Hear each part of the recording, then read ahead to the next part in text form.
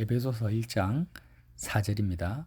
곧 창세전에 그리스도 안에서 우리를 택하사 우리로 사랑 안에서 그 앞에 거룩하고 흠이 없게 하시려고 그 기쁘신 뜻대로 우리를 예정하사 그리스도 예수로 말미암아 자기의 아들들이 되게 하셨으니.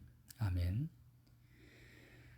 에베소서 1장 말씀을 통해서 창세기가 새롭게 조명되어진다는 것을 발견하게 됩니다. 우리는 창세기를 어떻게 이해합니까? 하나님께서 첫째 날 빛을 만드시고 맨 마지막 날 진흙으로 사람을 창조하셨다고 기록하고 있죠. 그렇게 생각을 합니다. 사람은 맨 마지막에 창조되었다. 그런데 바울은 그리스도 예수 안에서 새로운 새 사람, 새롭게 창조되어진 자아를 발견하면서 숨겨진 이 복음의 비밀을 지금 에베소 1장에서 말씀하십니다. 이건 저의 생각도 아니고 신학자들의 의견도 아니고 에베소 1장에 나타난 사도 바울이 발견한 복음의 비밀을 지금 설명하고 있는 거거든요. 자, 1장 4절에 창세전이라는 것은 빛을 만들기 전에 천지 창조 전을 말하죠. 그러니까 시간과 공간의 개념도 창조 이후에 생기는 거예요.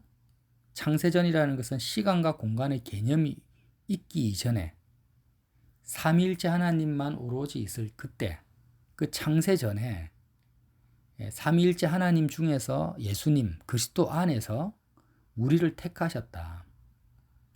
너무 놀라운 지금 말씀이거든요. 우리가 그냥 식상적으로 헐려서 쭉 읽을 말씀이 아니에요. 자, 우리가 말씀을 에베소 1장 4절 말씀을 말씀 그대로 받아들이자라는 거예요. 사람을 6일째 창조한 것이 아니라 언제 창조하셨습니까? 창세 전에, 빛이 있으라 하기 전에, 창세 전에 그리스도 안에서 우리를 택하사 우리로 사랑 안에서 그 앞에 거룩하고 흠이 없게 하시려고. 자, 이 말씀을요, 자꾸 과거, 현재, 미래라는 시간의 개념 속에서 자꾸 말씀을 봐요. 그러니까 성경이 찾아보면은 어떤 말씀은 이것을 과거형으로 기록해 놓고 어떤 말씀은 미래형, 또 헬라어 원어상으로 보면 아마 현재 분사로 되어 있을 것입니다. 근데 지금 창세 전에 기록된 벌어진 일들은 시간과 공간의 개념이 없는 상태이기 때문에 미래형으로 기록하거나 과거형이나 현재형이나 시제가 적용이 안 된다라는 거예요. 우리가 이게 혼적인, 이성적인, 논리적인 사고로는 이해가 안 됩니다. 영적인 세계니까. 근데 창세전이라는 것은 분명히 시간과 공간도 하나의 피조물인데 시간과 공간이 창조되기 전의 세계의 문제이기 때문에 이거를 예정이라는 단어가 나오니까 과거에 하나님이 이렇게 하셨다, 이렇게 이해를 한단 말이죠. 인간의 언어로는 바울도 이렇게 표현할 수밖에 없어요. 인간의 언어로서는. 인간의 언어 자체가 시간의 개념 안에 묶여 있으니까, 시제 안에 묶여 있단 말이죠. 그러나 이 본질적인 그 의미는 뭐냐면 창세전이라는 그 단어 자체가 과거, 현재, 미래 시제를 벗어난 어떤 존재를 말하는 거예요. 시간과 공간 밖에 있는 그 시점을 말하는 거죠. 초월적인 영역입니다. 자, 그 창세 전에 성부, 성자, 성령 하나님이 영원 전부터 계셨는데 천지 창조 전에 그리스도 안에서, 특별히 성자 예수님 안에서 우리를 택하셨다라는 거예요. 택하셨는데 그렇게 보면은 이제 자꾸 과거로 해석하는데, 지금 다시 한번 말씀드리지만 과거로 해석하면 안 됩니다. 시간 공간 밖에서 있었던 일을 지금 복음의 비밀을 말하고 있는 거죠. 그래서 우리를 그리스도 예수 안에서 택하셔서 우리로 사랑 안에서, 하나님의 완전한 아가페적인 사랑 안에서 그 앞에 거룩하고 흠이 없게 하시려고. 개혁 개정에는 이제 택하신 것은 과거고 거룩하고 흠이 없게 하시려는 것은 앞으로 미래의 일처럼 기록을 했어요. 근데 새 번역에는 뭐라고 했냐면, 하나님은 세상 창조 전에 그리스도 안에서 우리를 택하시고 사랑해 주셔서 이미 사랑이 지금 부어지고 있었던 거예요. 창세전에.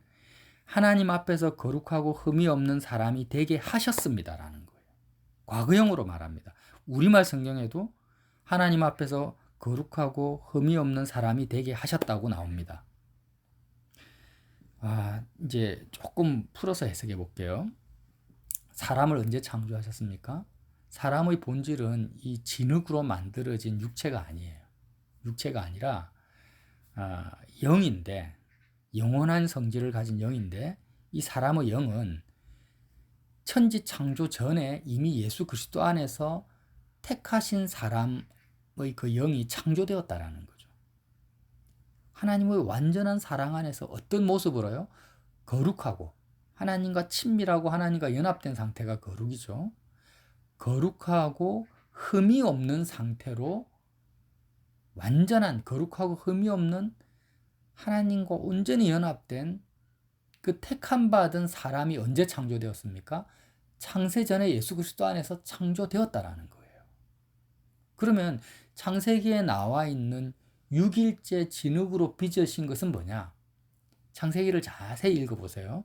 진흙으로 빚으시고 사람의 코에다가 생기를 불어 넣으십니다.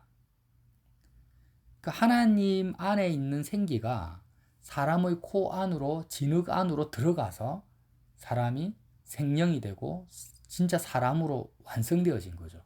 그러면 그때 진흙으로 빚어진 그 틀 안에 진흙덩이 안에 들어갔던 생기는 뭘까? 그것이 바로 오늘 에베소서 1장 4절에 나온 창세전에 그리스도 안에서 거룩하고 흠이 없는 그 사람이었다라는 거예요. 사람의 본질이었다라는 거예요. 자, 에베소서 1장 4절을 다시 정리해 볼게요. 우리는 여태까지 창세기 그냥 말씀의 시간 순서상 6일째 사람을 만드셨구나 이렇게 이해를 했는데 바울이 예수 그리스도 안에 있는 복음의 비밀을 깨닫고 보니까 그게 아니었다라는 거예요. 그게 아니라 6일째 만들었던 것은 사람의 그 몸, 그러니까 육체, 진흙으로 만든 육체 안에 사람의 본질을 집어넣었던 시점이지 원래 원초적인 사람은 언제요? 창세전에 그리스도 안에서 완전한 거룩하고 흠이 없는 사람으로 창조된 상태, 이게 하나님의 생기고 생명이고 사람의 본질이었는데 이 완성된 그리스도 예수 안에 있는 생기가 6일째 진흙 안으로 들어가서 육체를 가진 사람으로 에덴 동산에 존재하게 하셨다는 거예요. 제 말이 아닙니다. 에베소 1장 말씀이에요. 자, 그러면 골로새서에 나와 있는 옛사람을 벗어버리고 옛사람과 그 행위를 벗어버리고 새 사람을 입어라 했을 때 이 새 사람의 정체가 뭐예요? 바로 이 사람이라는 거예요. 창세전에 택하시고 거룩하고 흠이 없는 하나님이 창조하신 새 사람이라는 거예요. 이 새 사람을 입는 것이 어디에서 가능한가? 바로 그리스도 안에서 가능하다라는 거죠. 내가 세상 안에 있을 때는 옛사람을 입고 있습니다. 옛사람과 그 행위는 온갖 음란과 부정과 탐심과 노여움과 분함이라 했습니다. 옛사람을 입고 있으면 나라는 본질이 그런 옛사람의 악한 열매를, 더러운 열매를 나타낼 수밖에 없고 창세전에 그리스도 안에서 지음받은 거룩하고 흠이 없는 새 사람을 입고 있으면 새 사람의 삶의 열매가 나타난다라는 거죠. 이게 복음의 비밀이었던 거예요. 그래서 바울은 그리스도 예수 안에는 엄청난 놀라운 것들이 많이 있는데 특별히 예수 안에서 무엇을 발견합니까? 그리스도 안에서 발견되려 한다라는 그 바울의 고백이 기억나시죠? 나는 그리스도 안에서 발견되려 한다. 그러면 그리스도 안에서 뭐가 발견됩니까? 창세전에 예수 안에서 지어진 그 새 사람으로 지어진 거룩하고 흠이 없는 자기 자아가 발견된다라는 거예요. 이 개념을요, 왜 이게 너무 중요하냐면 이 개념을 우리가 분명히 명확하게 믿고 이해할 때 신앙의 그 패턴과 방식이 완전히 바뀌어버립니다. 불교적 영성에서 복음적 영성으로 바뀐다는 거죠. 옛사람과 그 행위를 벗어버리고 새 사람을 입는다라는 개념으로 바뀌는데 이전에 긍휼과 자비와 온유를 가지려고 하면 나라는 존재가 그대로 있습니다. 그대로 있는 상태에서 나의 성격을 바꾸고 나의 행동을 바꾸고 이전에 기도 시간을 한 10분 기도했으면 3시간, 4시간 기도 시간을 늘려가지고 지금 그대로 있는 나를 업그레이드 시키고 나를 발전시켜서 거룩해지려고 애쓰고자 하는 그런 모든 시도들이 다 사라져야 된다는 거죠. 그 어떻게 사라집니까? 복음의 비밀을 그리스도 예수 안에 들어가는 것이 뭔지, 예수 안에 도대체 뭐가 있는지를 내가 명확하게 말씀을 통해서 확신한다면 그런 시도들을 할 필요가 없다라는 것을 알게 됩니다. 그렇죠? 그러니까 예수님이 공생의 기간 동안 제자들하고 동행을 하셨단 말이죠. 예수님은 제자들 바로 옆에 계셨어요. 바로 옆에서 밥 먹고 같이 걷고 대화하고 3년 반 동안 동고동락을 하셨습니다. 그러나 예수님은 바로 제자들과 함께 동행하는 것에 대해서 거기에 만족하지 않으셨어요. 거기에 만족하지 않으시고 어떻게 하셨습니까? 십자가에서 죽으시고 부활 승천하신 거예요. 예수님이 부활 승천하시고 나서 제자들에게 일어났던 변화는 뭐냐면 그 전까지는 예수님이 나의 육체 옆에 계셨는데 승천하시고 나서는 제자들은 예수님 안으로 들어갔다라는 것입니다. 예수님은 제자들과 옆에 가까이 있는 것에 만족하지 아니하시고 내가 너 안에, 너가 내 안에 들어오는 삶을 위해서 이 땅에 오셔서 십자가에서 죽으시고 부활 승천하셨다는 것입니다. 이건 명확한 복음적 내용이거든요. 그래서 그 어떤 12제자 중에 어떤 사람도 예수님이 승천하기 전에 예수님 안에 들어가 본 사람이 없다라는 것입니다. 우리는 자꾸 나도 2000년 전에 제자들처럼 예수님과 함께 동행하면 얼마나 좋을까 이렇게 생각하지만 사실 그게 아니었던 거예요. 예수님의 제자들 그 누구도 승천하신 이후에만 예수님 안으로 들어갈 수 있었다라는 거죠. 우리는 마찬가지죠. 우리는 지금 몸으로 예수님과 함께 2000년 전에 함께 갈릴리 바다를 거닐지는 못했지만 승천하신 예수님으로 말미암아 우리는 바로 제자들도 공생의 기간 동안 하지 못했던 그 놀라운 체험, 그리스도 예수 안으로 우리가 들어갈 수 있다는 것입니다. 제자들이나 우리나 다를 것이 아무것도 없는 거예요. 그리스도 예수 안에 들어가는 그 시점과 체험에 대해서는 베드로나 우리나 다를 것이 조금도 없는 공평하신 하나님이라는 것입니다. 그래서 바울은 아까 제가 말씀드린 것처럼 사람들이 펜트하우스나 청와대나 국회의사당에 들어가려고 그렇게 길을 쓰지만 왜 그리스도 예수 안에 들어가려고 하지 않느냐. 특히 믿는 자들까지도 왜 그렇게 그리스도 예수 안에 들어가려고 목숨 걸지 않느냐라는 것입니다. 하나님께서는 창세 전부터 이 그리스도 안에 모든 것을 다 이어놨는데, 다 집어넣어놨는데, 오늘 잠깐 읽은 말씀에도요, 하나님의 은혜와 평강이 어디에 있습니까? 세상 안에는 없어요. 예수 그리스도 안에 은혜와 평강이 있다라는 거예요. 하늘에 속한 모든 신령한 복, 땅이 아니라 하늘에 속한 모든 영적인 복이 예수님 안에 다 있다라는 거죠. 그래서 하나님 복 주십시오. 복 받고 싶습니다. 축복합니다. 이렇게 말할 필요 없고 그냥 예수님 안에 들어와라. 그러면 이미 거기에 모든 영적인 복이 다 있으니까 그거 다 네 거다. 거기에 죄사함과 속량이 있습니다. 예. 죄를 사해 주십시오. 이렇게 기도할 필요도 없다라는, 그냥 그리스도 예수 안으로 들어오면 그냥 속량과 죄사함이 나에게 주어지고 그리스도 예수 안에는 결코 정죄함이 없죠. 모든 지혜와 총명이 다 있답니다. 성령으로 인치심과 하나님의 기업됨이, 양자됨이 거기에 다 있습니다. 근데 왜 사람들은 예수 안으로 들어갈 생각을 하지도 않고 들어가는 것에 대해서 관심도 가지지 않느냐 하면서 너무 사도 바울이 10번이나 넘게 14절까지 반복적으로 그리스도 안에서 계속 우리에게 말씀하시는 것입니다.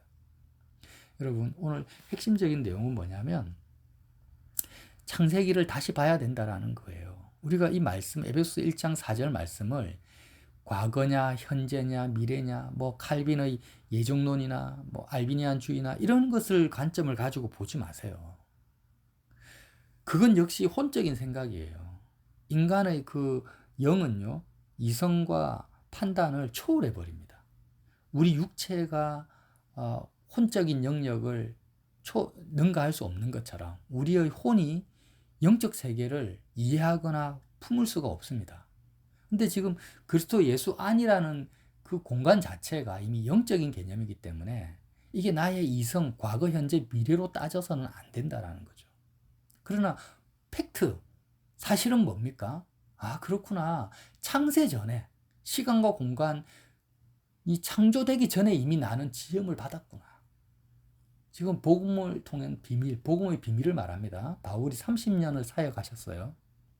에베소를 쓸 때 이미 30년 동안 사역한 그 노하우가 여기에 담겨 있는 거죠. 아, 그리스도 예수 안에 십자가의 비밀을 알고 보니까 내가 창세 전에 그리스도 예수 안에서 택함 받았고 지음 받았고 하나님께서는 이미 완전한 흠도 없고 완전한 거룩하고 흠없는 나를 예수님 안에 창조해 놓으셨구나. 이미 놓으셨는데 그 나는 어디에서 발견되어집니까? 오직 그리스도 예수 안에 발견되어지는구나. 그러므로 내가 지금 어떻게 해야 됩니까? 십자가를 길로 삼아서 십자가를 통해서 그리스도 예수 안으로 들어가기만 하면 내가 나를 업그레이드하거나 나를 개발하거나 나를 발전시킬 필요 없이 그냥 옛사람과 그 행위를 벗어버리고 그리스도 예수 안에 들어가는 것 자체가 새 사람을 입는 거거든요. 예수 안에 들어가는 것이 뭐예요? 내가 예수를 입는 것이고 예수는 나를 옷 입는 것이고 내가 이미 창조된 흠없는 나를 옷 입는 것이기 때문에 그 안에는 결코 정죄함이 없다라는 거예요. 자, 그러면 그리스도 예수 안이라는 개념 자체가 시간과 공간을 벗어나는 거기 때문에 우리는 새 사람을 입은 그 사람은요, 이미 영생을 얻었다라는 거예요. 영원한 생명. 영생이라는 것이 시간과 공간의 제약을 안 받는 거잖아요. 영생을 가진 것이고 육체로 살아가는 이 땅의 모든 삶, 육체로 살아가잖아요. 옛사람과 그 행위가 뭡니까? 내 몸을 통해서 시간과 공간의 그 영역에 갇혀있는 내 몸을 통해서 경험되어지는 이 땅에서의 모든 사건, 상황, 환경, 인간관계 이런 모든 것에 우리의 마음이 얽히고 설키고 매여있는 상태로 살아가는 것이 옛사람과 그 행위라는 것입니다. 그러나 새 사람은 예수 그리스도 안에 창세전에 지음받은 새 사람은 우리 몸을 통해서 얽히는 이 상황과 환경, 인간관계 이 모든 것에 얽히지 아니하고 매이지 아니하고 오직 영원하신 하나님과의 관계 속에서 흠없고 완전한 그리스도 예수 안에 머무르기 때문에 이미 영원하신 하나님과의 관계 속에서 시간과 공간 바깥에서 내가 하나님을 누리며 이 땅에서의 삶을 관람하는 축구 경기장의 관람객이 축구 경기를 관람하듯이 그러니까 나의 삶은 예수님이 옷 입으시고 나의 육체를 옷 입으시고 그리스도의 주권에 의해서 내 삶이 운영되어지는 것을 관람하는 그런 시점에서 내가 살아간다라는 거죠. 이게 말로 표현할 수 없는 엄청난 영적인 비밀이거든요. 그래서 묵상해보고 생각해보면 너무 신비해요. 신비하고 이것이 단지 신비한 이론이 아니라 실제 우리의 삶에서 누려진다라는 것을 체감할 수 있다라는 거죠. 그런데 여기서 이제 첫 단추가 뭡니까? 믿어야 된다라는 거예요. 믿어야 돼요. 아, 나는 지금 내 삶이 지금 넘어지고 자빠지고 유혹에 빠지고 또 예수님을 망각하고 이런 좀 어떻게 보면 형편없는 삶이 실제로 전개된다 할지라도 우리 일단 말씀을 믿어야 되잖아요. 에베소 1장 4절 말씀 믿자라는 거예요. 아, 새 사람이 있구나. 창세전에 그리스도 예수 안에서 어떤 사람요? 나라는 존재가 있는데 어떤 존재요? 거룩하고 흠이 없구나. 완전한 흠이 없는 거룩한 내가 그리스도 예수 안에 존재하는구나. 참 이상하죠. 이상하지만 이렇게밖에 설명이 안 됩니다. 이 세 사람이라는 거예요. 그러니까 내 지금 나의 눈에 보이는 나라는 자아가 뭐 돈이 있든 없든 인격이 개팍하든 어떻든 상관없이, 예, 죄에 물들었든 어떤 상관없이 예수님 안으로 들어가면은 옛사람과 그 행위를 다 벗어버리고 완전히 정죄함이 없는 거룩하고 흠이 없는 나를 옷 입게 된다라는 것을 믿으라는 것입니다. 아멘. 이것을 믿으라는 거예요. 이것을 믿지 못하면 우리는 복음의 영적 비밀과 은혜와 축복 안에 들어갈 수가 없어요. 이 말씀을 믿어야 됩니다. 골로새서 말씀, 에베소서의 말씀의 핵심이에요. 그러면 믿고 그러면 어떻게 해야 됩니까? 세상 사람들이 청와대나 국회의사당 펜트하우스에 들어가려고 길을 쓰면서 애를 쓰듯이 우리는요, 다른 거 할 필요 없이 예수 그리스도 안에 들어가려고 길을 쓰면 됩니다. 그리스도 예수 안에 들어가면 된다. 그것이 우리의 인생의 표대요 목적이고 삶의 이유가 되면 되는 거예요. 사도 바울께서 그걸 말씀하시는 거예요. 그래서 예수님 안으로 들어가려면 어떻게 해야 되는가? 그 길은 십자가밖에 없다. 절대 명제죠. 십자가밖에 없어요. 그리스도 안으로 들어오라고 예수님이 십자가에서 죽고 부활하시고 승천하신 거죠. 제자들을 향해서, 우리를 향해서. 그럼 십자가는 어떤 길이냐? 롯의 처가요. 소돔과 고모라 성을 탈출합니다. 탈출할 때 뒤를 돌아봐서 소금 기둥이 되잖아요. 소돔과 고모라 땅에 있는 그런 좋은 것들, 자기의 어떤 재산이라든지 이런 것이 아깝단 말이에요. 아까워가지고 뒤를 돌아봤어요. 이렇게 하면은 못 들어가요. 예수님 안으로 들어가려면 십자가인데 그 십자가는 세상에 대해서 죽는 거잖아요. 뒤돌아보지 말라는 거죠. 내 몸이 있는 이 땅의 인간관계, 내가 가지고 있는 소유, 아니면 앞으로 이 세상의 어떤 좋은 것, 이 세상에서 내가 누릴 수 있는 행복, 기쁨, 이런 것들에 연연해하거나 아쉬워하거나 이 땅에서의 육적인 생명을 아까워한다면 롯의 처처럼 뒤돌아보는 것과 같으니까 그런 마음을 다 버려버리고 십자가는 무엇입니까? 그 모든 것을 아까워하지 아니하고 아브라함이 이삭을 아까워하지 않은 것처럼 이 땅에서의 나의 모든 삶, 내 몸의 건강까지 포함해서요, 내 자녀 다 포함합니다. 옛사람과 그 행위와 연결된 육적인 몸과 연결된 모든 것을 아까워하지 아니하고 뒤돌아보지 아니하고 무엇을 봅니까? 하나님 한 분만을 보는 거예요. 예수 그리스도 안에서 하늘에 있는 것과 땅에 있는 보이는 것과 보이지 않는 것을 결국에는 다 통일시켜 버릴 거니까. 그리스도 머리 대신 예수님의 권세 아래 모든 만물을 복종시켜 버릴 거니까 예수 그리스도 안에 있는 새 사람을 옷 입는 것에만 집중하고 세상을 아까워하지 아니하고 그리스도의 죽음을 먹고 마시는 것이 뭐예요? 그리스도 안으로 들어가는 거죠. 근데 왜 우리가 예수 안으로 못 들어가냐면 아직도 우리 마음속에는 롯의 처처럼 미련이 있는 거예요. 주님 안으로 들어가면 이렇게 좋은 것이 있구나. 그런데 이 땅에서 내가 이건 좀 하고 죽었으면 좋겠다. 이것은 좀 누려봤으면 좋겠다.